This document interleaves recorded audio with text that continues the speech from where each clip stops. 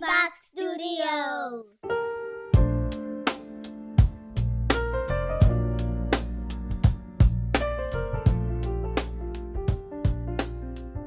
Hello, and thank you for joining us, Okema. Thank you for sharing stories. Thank you for having me. How was your commute coming here? I mean, New York is New York.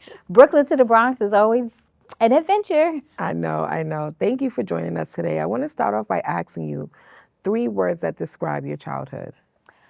3 words that describe my childhood. Lonely.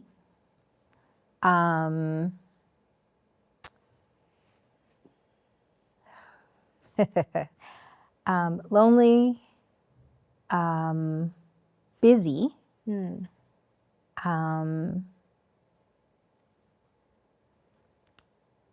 Hard.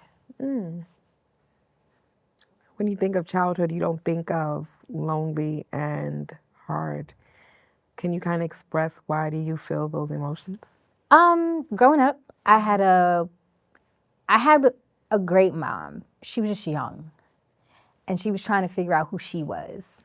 So it wasn't the most smooth childhood, but I had a village around me that really stepped in and filled in a lot of the gaps.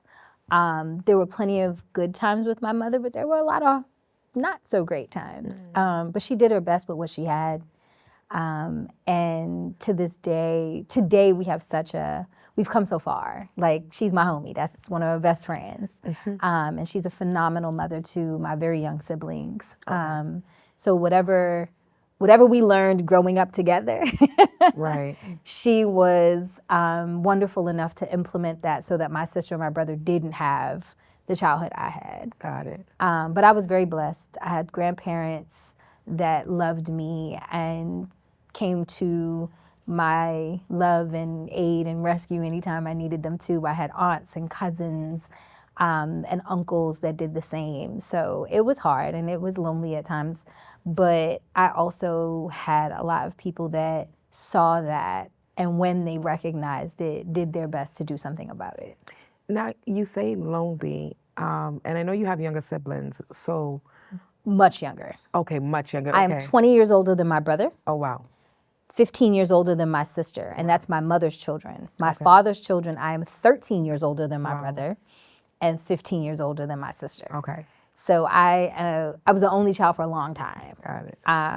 And then, in first generation families, the adult female child is the other mother. So like once my siblings came along, it wasn't childhood. Like it wasn't time to be a kid anymore. Right. It was help and show up and do the things.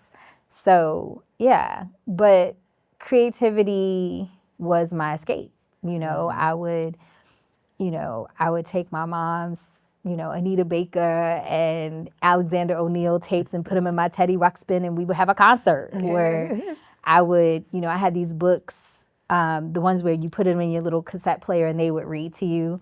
And so I would listen to the story and then I would make up my own. And then I wound up getting on Sesame Street, and set was an escape, Right. And then I started doing music. And so we were touring when I was like 12, 13. Wow. So like those were escapes for me of whatever wasn't so wonderful at home. And even that was not easy, but it was fun. And I was with my family, and, my cousins were in the group, and we didn't even know we were cousins yet. And then we found out because, Caribbean men, Caribbean fathers. But yeah, I mean, once I started performing, it got a lot better. And so I will forever be grateful to my mom for being fortuitous enough, unbeknownst to her at the time. She was just trying to keep her young child busy and not make my grandmother crazy. Right. But, God says all the time that he will turn anything into your good, even if it don't feel good in the moment. And so I love and appreciate my mother for, unbeknownst to her, being fortuitous enough to be like, I'm going to put you in these things. And all of those things are why I am who I am today, which I never really would have known back then. I love that. And so I know you mentioned your mom and dad having children They were never married. They were never married. No, Okay. my mother moved to Guyana when I was born with my father.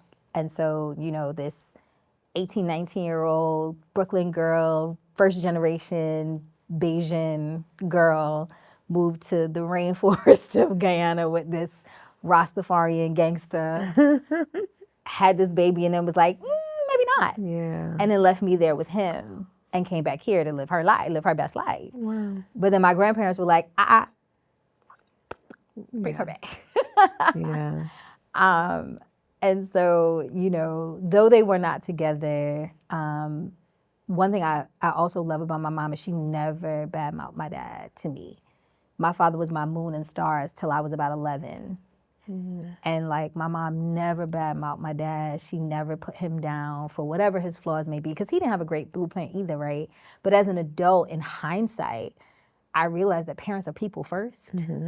And so their mistakes and missteps and foibles and falls are a result of being human. Yeah. And as children, you don't give them that grace because it's like, well, you're supposed to take care of me and love me and show up. Right. But as an adult, it's like, but you're also going to do the best you can do with what you had. And like, God gives us grace enough to live long enough to like make up for it. Right. And so, the parent that my dad is to my siblings and to his grandchildren now that my sister has 2 kids, watching him be a grandpa back home in Guyana is wonderful. Like, he is in his late 60s and those kids run him ragged and he loves every minute of it.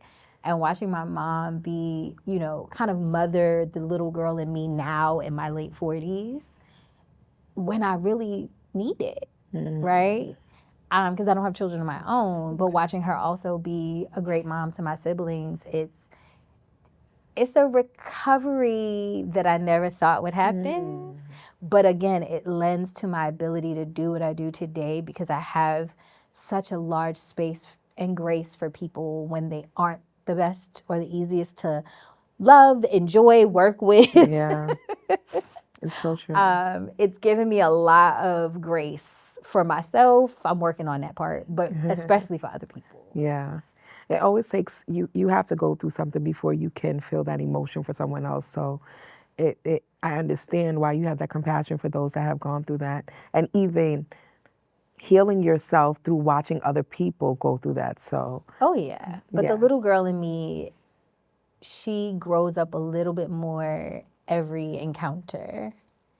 And, with the industry having been really slow in the last year or so, it's been really hard to go from like high 6 figures, walking around doing what you want, giving away a lot of money, spending money like a drug dealer, to being like, oh, we didn't make nothing this year. But in that growth in my mom and my stepdad and my parents, they've been so supportive in the slow times. Like, listen, we got you. If you need anything, we got you. And so that's why I'm saying, like, I didn't know I would need to be mothered at this age, but my mother has shown up and is the first one to remind me of who I am when I sometimes forget. Wow. And it makes me such a better creative and such a better leader. Because it's so much easier to lead with love when you're not angry and bitter all the time. Right. And so it's so good to see that you have that great support system. And in your 40s, you're able to look back and say, Mom, I need help, and she's right there. I'm not the best at asking for help, but she's much more intuitive now. And so if she knows that I haven't talked about a project in a while or doing something, she's like, are you good? Do you need anything? How are bills? How's your, you know what I mean? Like So what was the difference when you were younger? I know she was younger, but she was young. But in terms of her response to your needs, I think it was more so she had to fix her little kid before she could fix mine. Makes sense. And I think that in her 60s, and baby, she looked good. She don't look 60 nothing. In her 60s, she's been doing so much work, internal shadow work, heart work for herself, that she's got this modicum of extra to give now. That, her own trauma and, in the 80s and 90s, there was no language. Yeah. Words mean things. Yeah. And that's why I love being a writer, because words mean things. Yeah. But we had no language for a lot of our trauma. And being Caribbean or Southern or any of that, you don't talk it. Yes. You don't speak. And your dirty laundry don't go along in the streets, right? Like, you leave that stuff at home. The So accent if you came out. can't talk about it at home, Yeah. and then you're fearful to say it in the street, then you just hold it in, and all y'all suffering. Yeah. And so now there's language. I love the millennial generation for that. I mean, sometimes y'all got a little too many feelings, but millennials and Gen Zers have brought forth the idea of language in our world of creativity. Because, there's no crying in baseball, right? Yeah.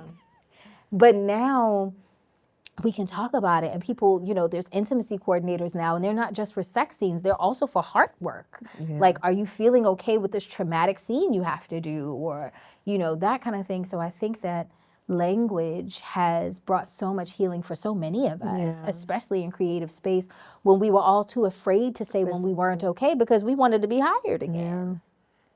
Yeah. It's so true. And just seeing the drastic change from one generation to another, it's just, you look back and you're like, wow, like we've come so far. Yeah. And those of us that are older, and even the generation behind me, like my mother's a boomer. And so even the boomers are getting on the therapy train and the I can pray out loud for what I really want train, and like loving God or whoever you bow your knee to from a sense of asking and having an expectancy versus fear of fire and brimstone and eternal damnation. Yeah. And I think, again, all of that lends to being a better creative, because now you feel free.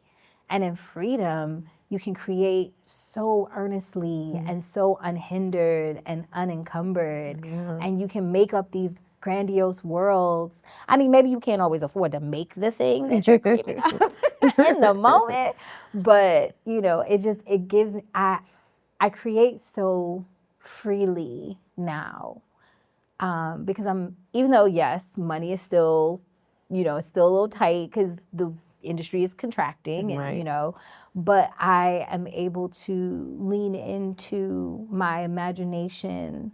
So I can use the imagination from little me that was dreaming unhindered but never said it out loud, and now execute out loud. Yeah. And that's so nice. That's so beautiful. And God always has a way of using what you've gone through in the past to bring you to where you are now. Oh, yeah. So everything always comes full circle. Absolutely. And that's why I don't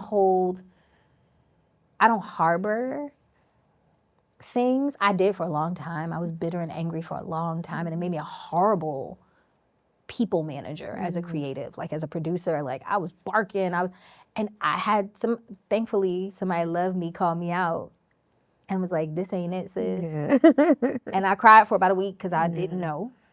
But then I was able to make that adjustment. And so now I'm able to really be mindful. And I don't always get it right. Like I still sometimes people could still, willy bounce on that last nerve that you got. But I think that, being able to grow and like make space for mistakes and missteps, mine and other people's. Right. And know that like we're all aiming for the same thing, good work. Well, hopefully. Some people are not. Some people just want to be, known. Yeah. If you in this to be famous, like find another thing. Right. If you in this to be rich, find another thing. But if you're in this to tell stories and to bring voices to the masses and to make things that make people feel stuff genuinely, that other stuff is gonna come. It's so true. I always say passion work always, like, it's so hard. Sometimes passion work doesn't bring the money right away, but eventually, if you stick to it. Yes, whatever you're passionate about. And so I know you said, there was a moment you said that you loved your dad until you were 11. So I see how your mom played a part in your life as from a childhood to now. But what about your dad? You did mention at 11. It all kind of changed. I mean, I'm a dreamer on my father's side. So he was an undocumented immigrant doing whatever he was going to do to make sure we ate and make sure that I was good and he was good. And some of that activity caught up with him. And so he was deported after being jailed here. He was deported. And I think that, again, in hindsight as an adult, you can see, as a kid, it's just like you disappeared. Right. But as an adult, I can see how that could have diminished himself in my eyes to him. Yeah. Which made it easier to just kind of sever the ties for a while. So I didn't see I didn't go back to Guyana or see my father for 31 years. Wow. I didn't think it was going to be that And long. right before COVID, I went back home, 2019. And it was the most emotional trip ever. But it was beautiful that that happened because 2 years later, my little sister got married and I went home and helped give her away. I don't think I would have done that if he and I hadn't reconciled prior to that. And he's been so consistent and so present. You know, now that we have WhatsApp, baby, every day it's a text, whether it's just him showing me a mango he pulled from the tree or asking how my day was.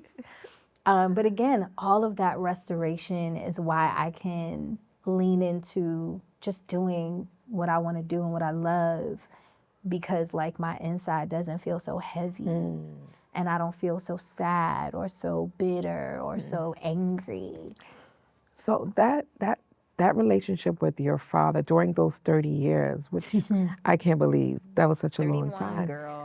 31. Did he reach out to you? Did you Off and guys on. communicate? Okay. Off and on. It was very inconsistent. Okay. But in hindsight, I learned a lot more about his relationship with his own father, and that also wasn't really solid. And so, you know, when you don't have a blueprint and you get lost, it's hard to find your way back. Yeah. But, you know, I applaud both my parents because they finally got to a place where we were able to sit down and have those hard conversations about what that abandonment did to me, but also what it did to them. Yeah.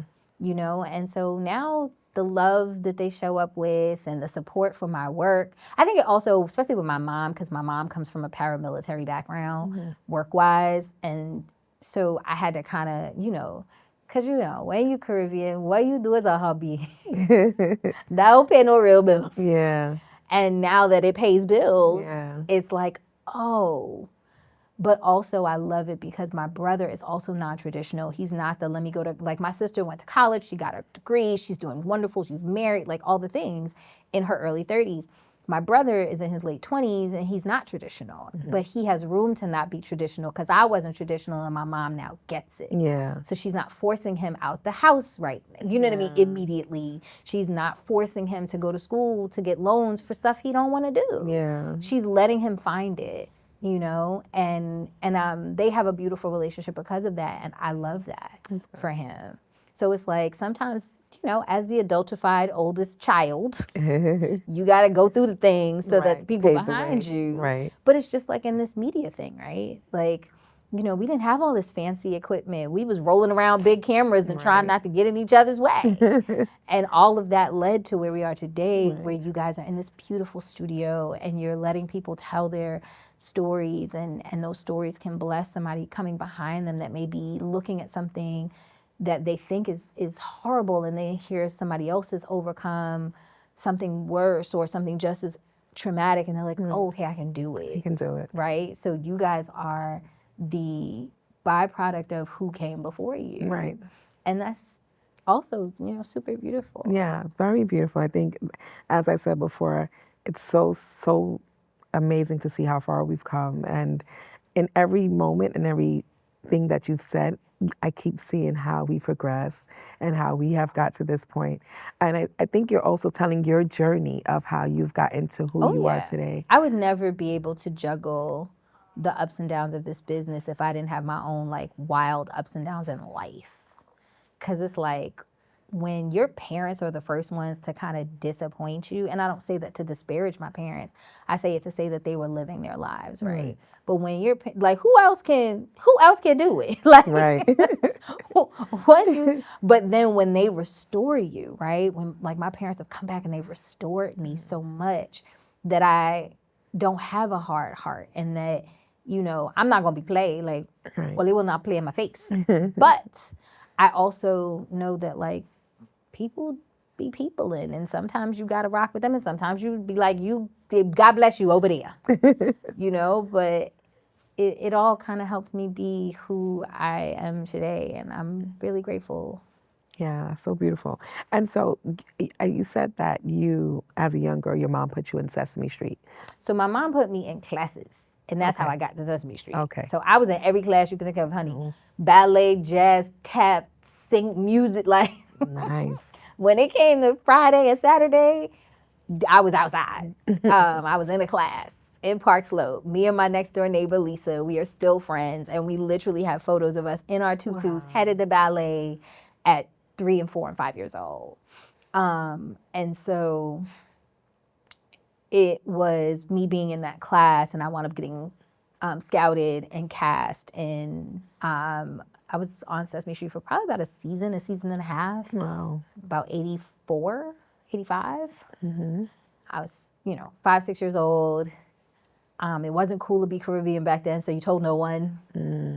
I was first gen, so the diction, I used to do these oratorical contests so that I could speak really well and nobody would know where I was from. Because it wasn't cool to be a Caribbean back then. Like, if you were a Caribbean, no matter what the island was or the country was, you were Jamaican or you were African. Right.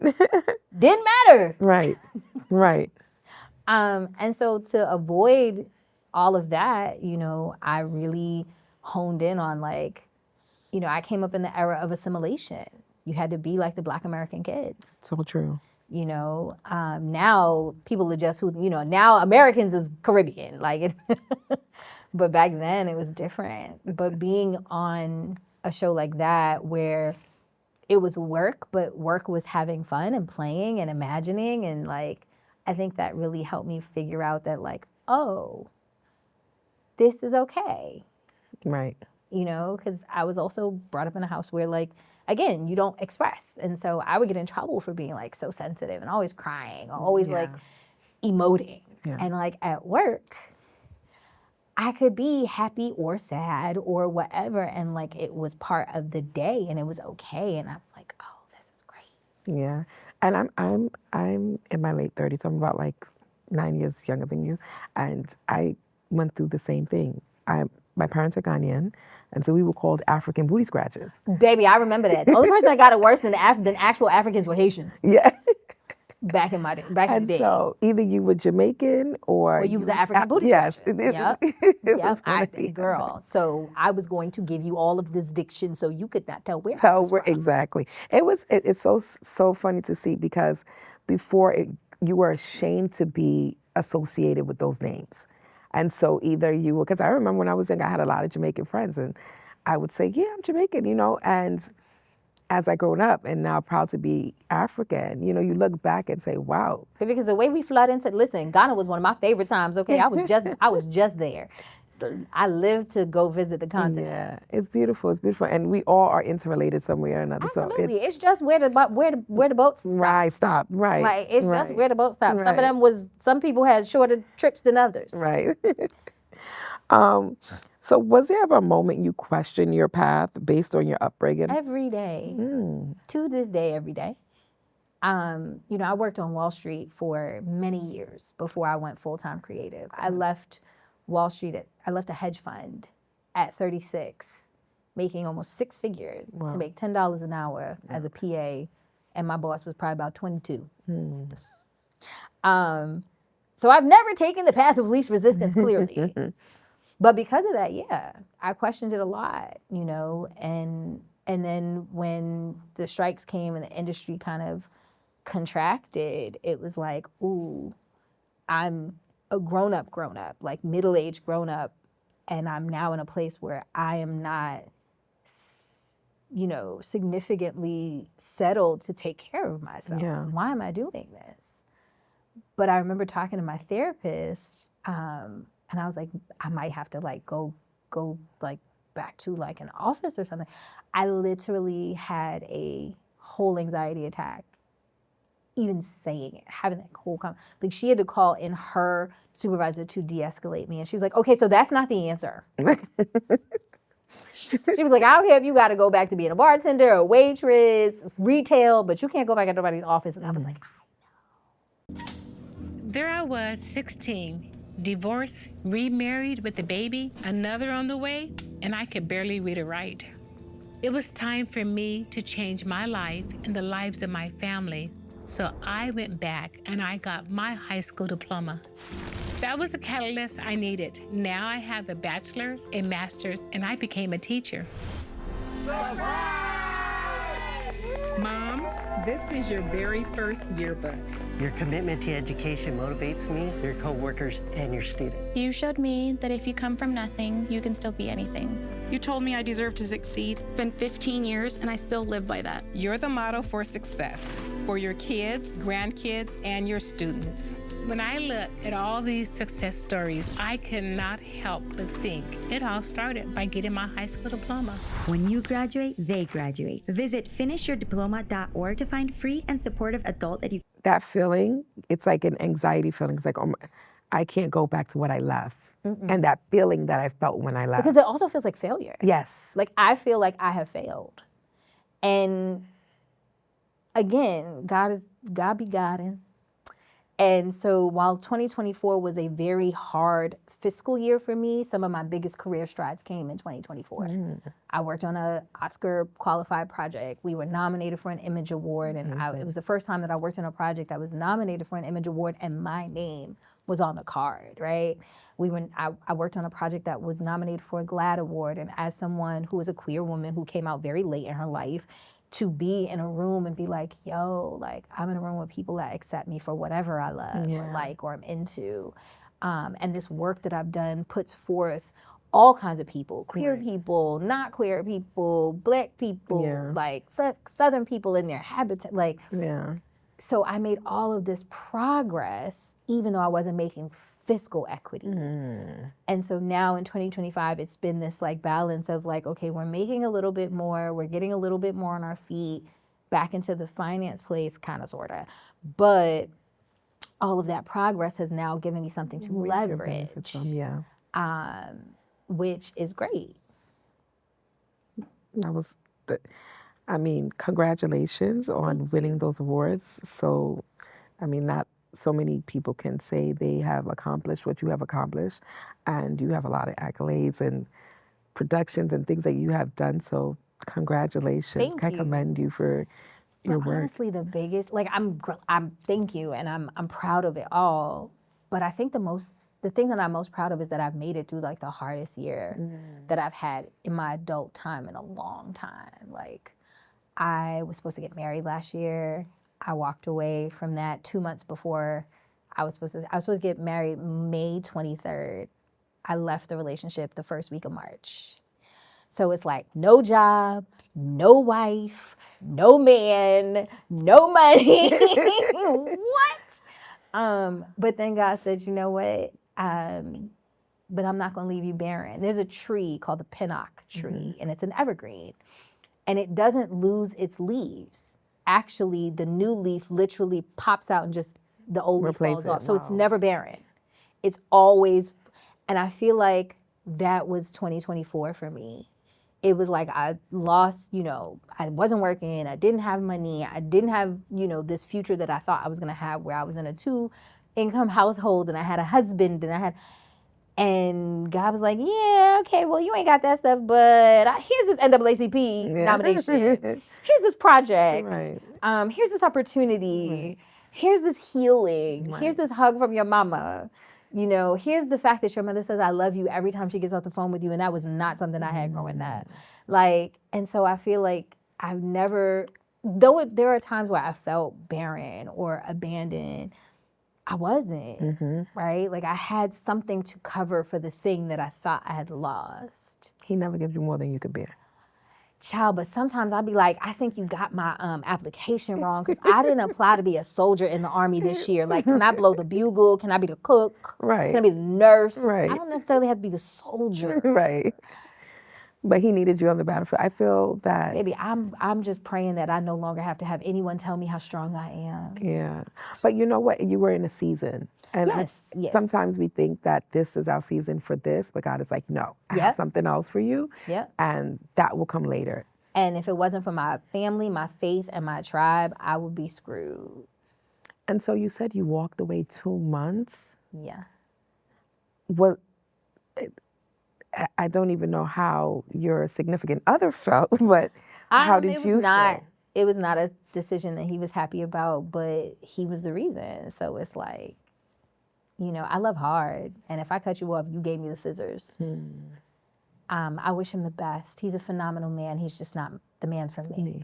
And I'm just glad that at this age and with a few assets in my pocket, I figured out that I didn't before I did. Because it's much easier to mend a broken heart than to figure out what I'm going to do with this house. Like, all those things that you have together, plus we had finances. children, Yeah, like, it was a lot. It was a lot. It was a lot. Yeah. And, you know, he meant well, but intentions, you know, the road to hell is paved in good intentions. Yeah. And we were on our way to hell. And so I got out. Okay, that's good. And in hindsight, that too gave me material as a writer, but also gave me freedom to, you know, really walk in my own truth, which was truth that I ran from for most of my life. You know, again, growing up in a quasi-conservative Christian, you know, Caribbean and Southern household, you're what? You like who? What? And so my preference is men, but like, if she cute and got her stuff together, I'm not mad. You're right. Like, so, you know, being able to just live out loud and be okay with that is new, but it's cool. Was there a specific moment that you realized, I like women as well? Unfortunately, as a child, I was molested by a woman. Okay. And so when I first when I got old enough to really acknowledge my attraction to women, I always thought that maybe it was like some kind of Stockholm thing. Like, is this a result of what happened to me? But then I got old enough to be like, nah, she fine. Like, it's like, no, you do think she's fine. Yeah. But it took me a long time to own that. And, you know, what I realized is shame is like embarrassment, and both of them are, unbeknownst to us societally, a choice. And one I don't choose.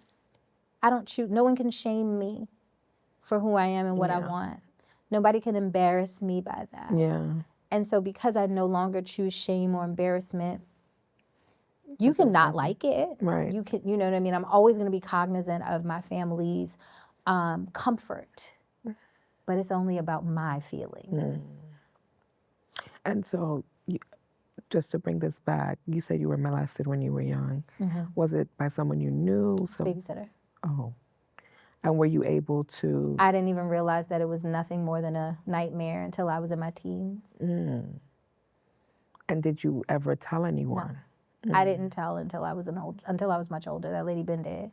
Oh, wow.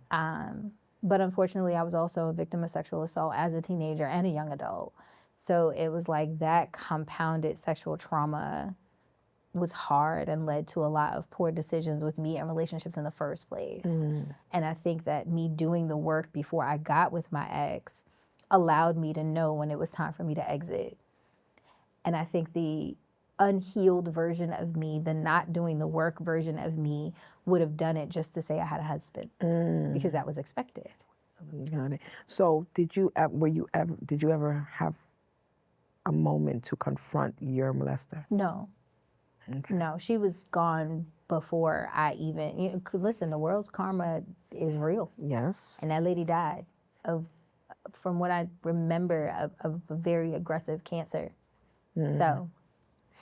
And so, just not to harp on this, but when you were molested, she was your babysitter. Was this in you were in your mother's care and your mother left This you? was who my family was working. Like, it was, they were still young. My mother had me young, so she was working. My grandparents were still working at the time. So this is who they entrusted to watch their child. Right. And so did you tell your mom or your grandparents that she was the one that molested you? Well, my grandparents have been gone, so no, they never knew about any of that. Okay. I mean, I guess they know up there, they know all right. things, right? But I never told my mother the details of what had happened to me. I just told her the things that some of the overarching things that I had been through, and not specifically. No. Okay. No. Okay. Because, I mean, now, if she watches this, I guess she gonna know. But like, for what? Yeah. Because I never want her to feel guilty. Guilty. Because that wasn't her fault. Right. She found someone that she trusted to take care of her child. Right. And no matter what our relationship was, my mother always loved me. Right. And my mother always wanted me okay, like wanted me at least physically safe. So that wasn't telling her that or being specific about it in those, when we like really started opening up to each other, what was that going to do for me or for her? So the unhealed version of you was very angry, and you said you had Stockholm syndrome, that you related that Well, to. no, I thought, I thought my feelings for women were potentially a byproduct of what had happened to me, because it had been a woman, not a man, that had molested me. Right. And so again, lots of therapy, lots of prayer, lots of conversation, to understand that my feelings are my feelings and that it's not a byproduct of what happened to me. So the unhealed version of you, did that unhealed version ever blame your mom at that point? No. Okay. I never blamed her, because it wasn't, she didn't do it. Right. She was out there trying to make sure I had food and good clothes. Right. And like I mean, as a child, I never needed for anything. Yeah. Like, we were pretty well off. So like, I had all the things, all the gear, all the, it was, but I say all the time, we were so poor, all we had was money. I like that. And now our family is so rich in love and acknowledgement across the board. And I mean, like, extended. You know, like, we have a family chat and we all, you know, joke and like celebrate everybody's birthdays and like accomplishments. And we mourn with each other when, you know, various branches of the family have lost people or things. Yeah. And so, you know, all of those traumas and tragedies are unfortunate, and I don't wish them on anyone. I don't wish none of that on my worst enemy. No. But I'm also excited that I am so much bigger and better than the worst thing I've ever endured. Amen. I love that. And I love how much confidence and how healed you are, because even someone watching this that has experienced some form of molestation or has gone through anything can see how beautiful and healed you are through what you've said. You don't blame anybody. Like, you're so... Even the aggressors, most abusers were abused. Very true. And I don't excuse the behavior by any change, especially on a child, right? But also, I don't know what happened to that human to turn them into that kind of monster. Very true. You know, and so it's like, especially working in production and independent production, like, I do a lot. I've been blessed to work on like studio and network stuff, and that's great, because but in independent production, you don't have time for this. That's very true. And so anytime there's this, I mean, I have my trusted spaces to vent about who really this belongs to, but in the moment, you got to do this and then get the person you're pointing to find a solution. Very true. Because this ain't gonna help you. Very true.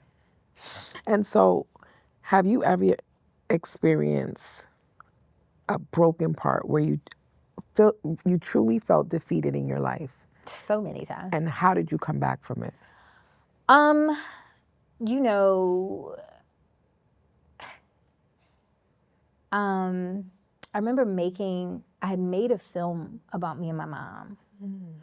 And at the time, my confidence was not, you know, high on the scale. And I had hired this team to help me because I didn't think I could do it myself. And it didn't come out the way that I wanted it to by any means. And for a plethora of reasons. And I was so defeated because I had spent my own money. I did a little fundraising, but it was about 10, 12 grand out of my own pocket that went toward that project. And I felt so defeated. And then I realized, like, okay, it didn't come out the way I wanted. I pulled it. It will never see the light of day. Ever.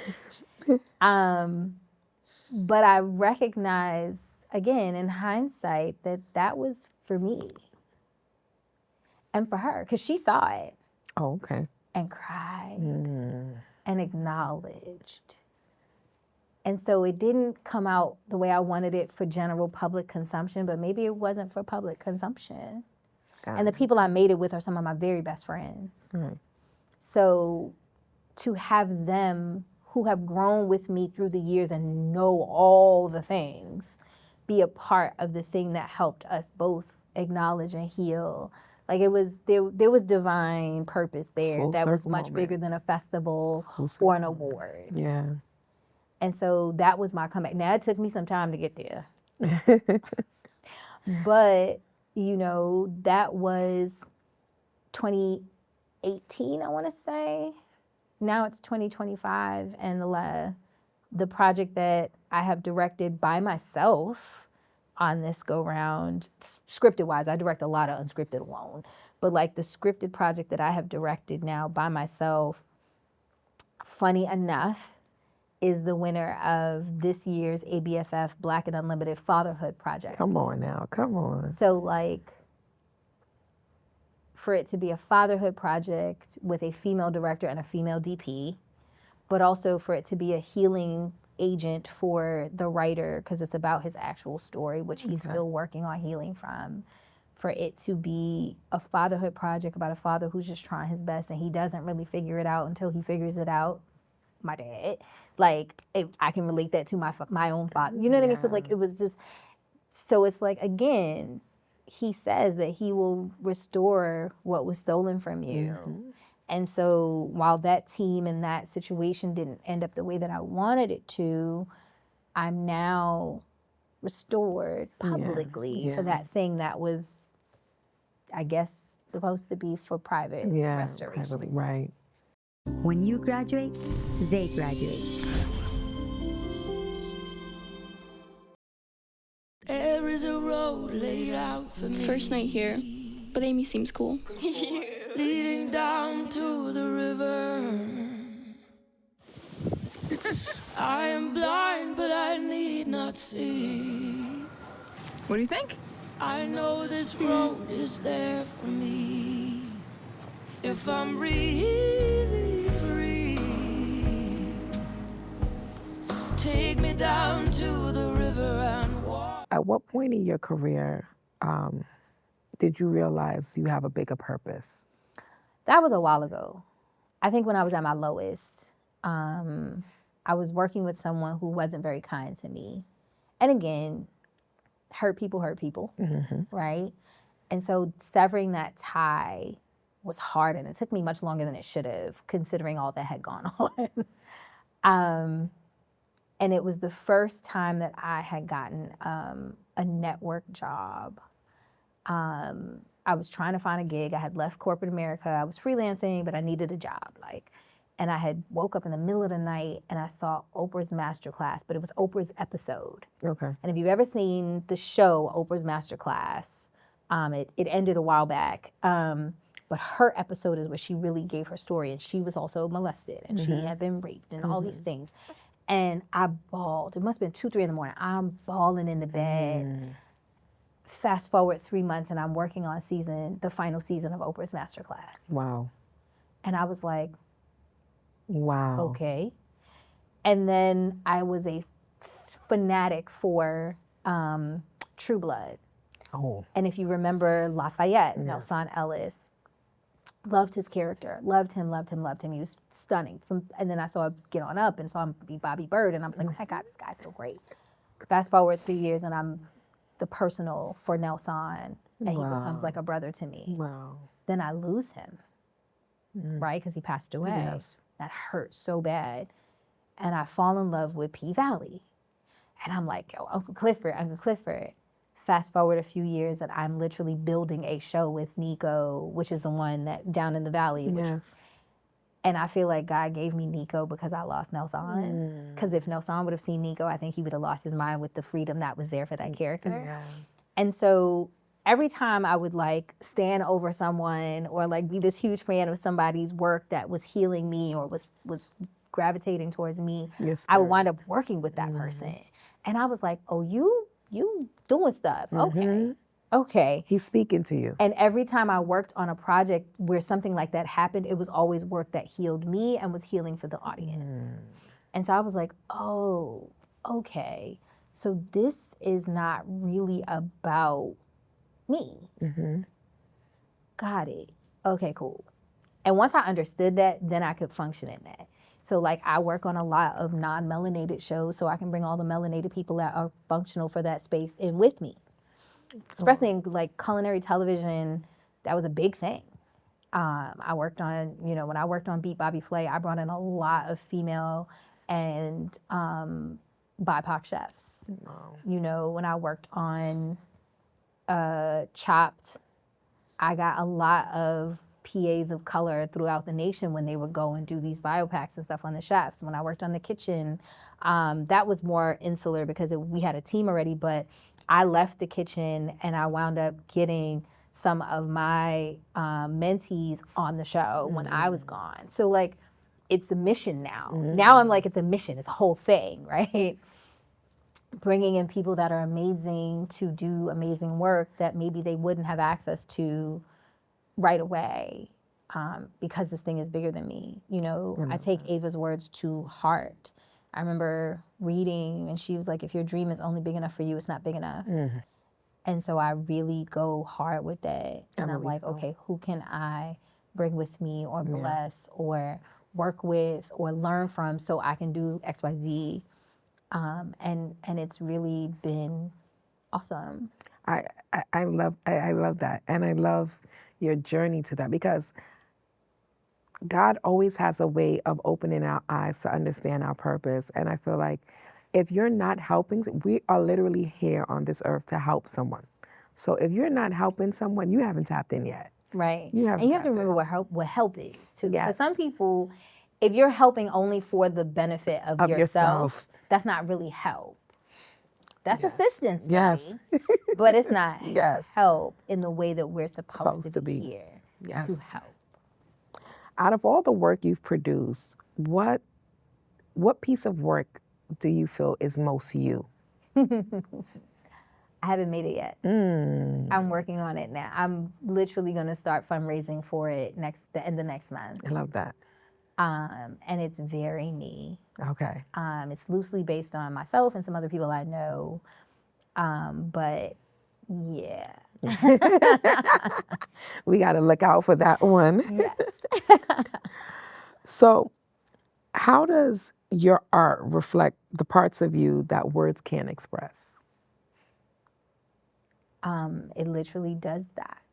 I don't always, for a person who is a public speaker and a professional speaker, I don't always have the words. Right. And so take something like our show Down in the Valley. You know, I grew up in a very conservative, very Anglo-geared Christian house. And so I had an aunt who was Yoruba. And I remember that, like, I had family members that would always make fun of it because, you know, it wasn't white Jesus. Right, right. And I didn't understand it, but I also was like, I don't know about, so I'm not going, you're not going to have nothing come looking for me in the night, like, right? And so when we did doing Down in the Valley, 2 of my personal episodes that I on the ground made, story produced, wrote, yada, yada. One of them was a spirit episode. And we were with hoodoo women. We were with these just powerful spirit women. And I learned so much and my mind opened up so much to understand that, like, even with the Bible in Jim Crow and slavery days, we weren't even allowed to touch it. And then they cherry picked what looked like power from it and gave it to us. Okay. And I'm not disparaging, like Jesus was born, bled, died, rose again, got it. I just take some spirituality from our original home on the side of my Jesus. Right. Give me Jesus, ancestral veneration, and a little African spirituality. Right. And I think that work, I'm so proud of it because it represents the freedom of my mind now and the understanding that nothing that was here before Christ can be wrong. Now it may be misunderstood. You have people that will misuse it, right? All the things. But like, so when I watched Sinners recently, no spoilers, but I felt like I was watching the narrative version of what we had just made. Okay. Because we also had it, we also shot at the oldest juke joint in the Delta. Wow. Still open. Wow. That has been in that family for 80, 90 years. Wow. We also had this wonderful artist, Mr. Jimmy, who runs it, who plays guitar. Wow. Like Sammy. Wow. We had a beautiful singer, like you know, Yeah. like the other young lady. Yes. And she and her husband did the whole dance in the juke joint with us. Wow. And then, you know, when Annie was asking him, did he have his mojo bag?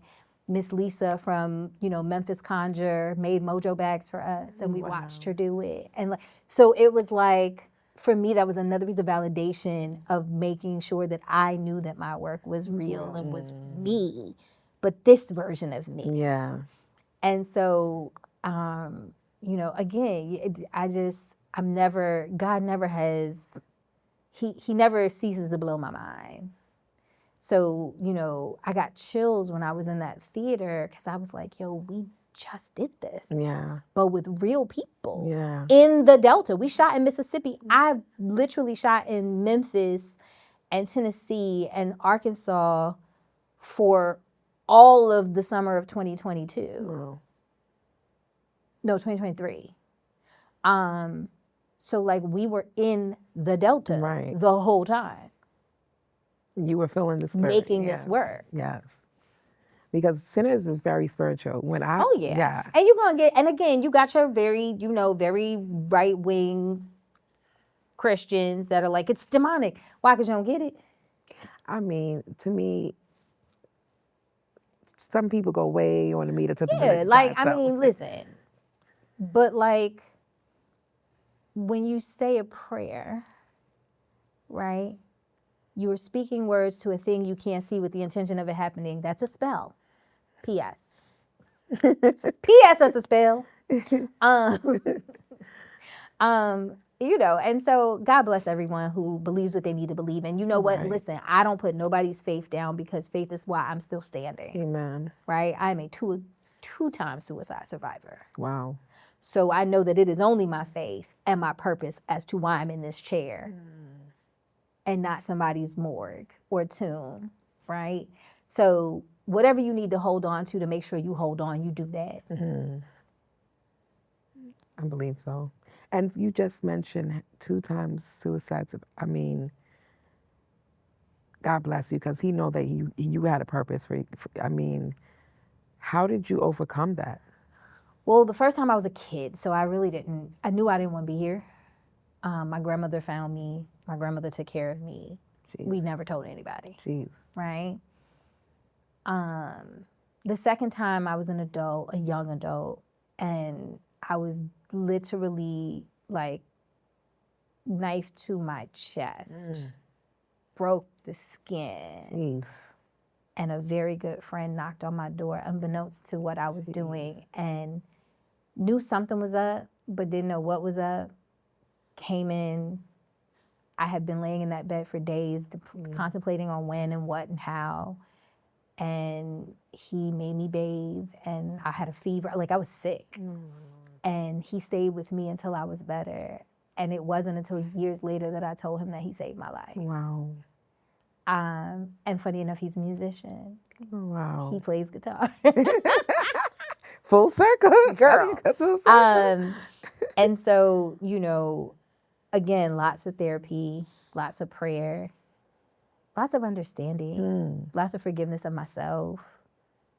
And I still work on that, you know. I still work on that, but I understand that, like, so when all of that stuff happened in 2024, I think my biggest piece of pride is that I did not, while I was sad and I definitely went through some depression and what have you, I did not have suicidal ideations in the midst of all of that. And it's the first time that I've been that low and not been there. And that's how I know I'm better. The enemy didn't have a grip on you anymore.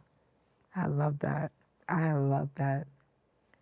And so right now, what would you tell your younger Okema, who was just beginning to dream? What would you tell her?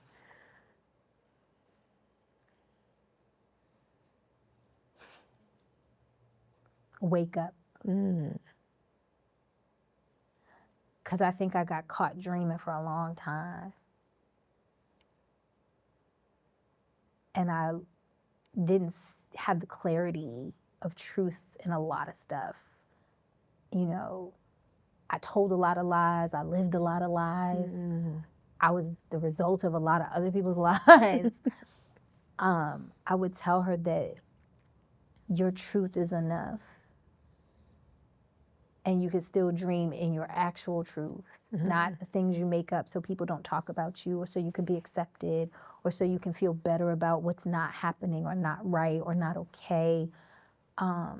Your truth is enough, and if you live that, you'll get to the good stuff quicker. I love that.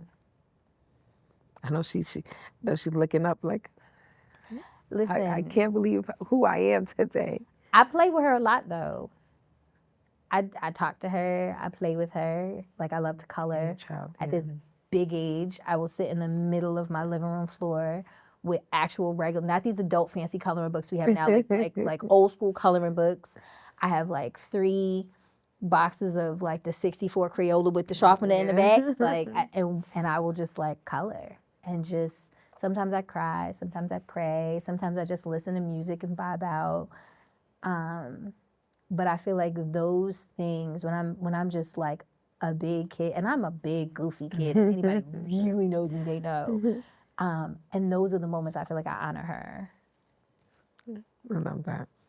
And so when people speak your name years from now, what do you hope for them to remember? I hope they remember how I made them feel, and that is positive. I'm the villain in several stories. Some justify, some not. But I'm at a place now where the biggest thing is, my biggest blessing is when somebody talks to someone else about how I made them feel or how I blessed them, and not for the ego stroke of it, but because I left something better than I found it. Like, I want to go to God and be like, I know I tried to get here a little sooner than I needed to a couple times, but baby, I got here the right way, and I'm here with nothing because I left it all down there. I love it. It's touching my soul. It's touching my soul. Okema, please tell the viewers any of the projects that you have coming up, and any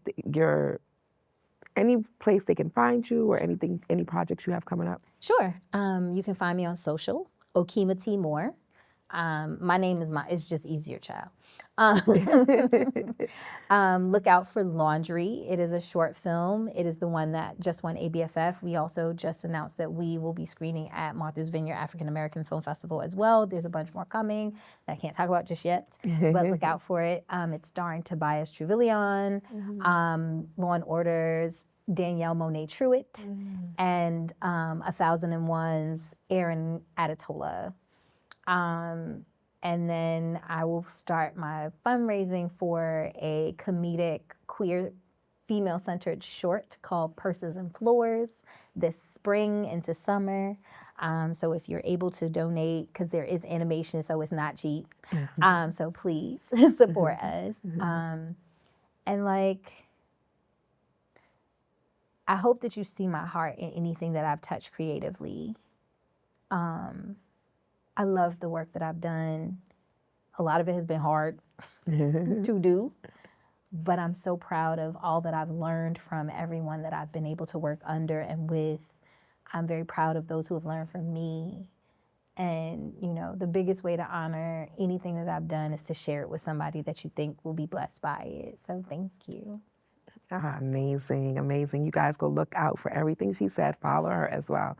And I have one more question for you before we end. What does freedom mean to you?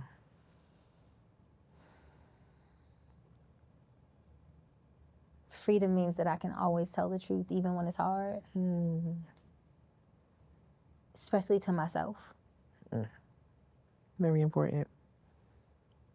Thank you, Okema. Thank you for coming and joining us on Sharing Stories.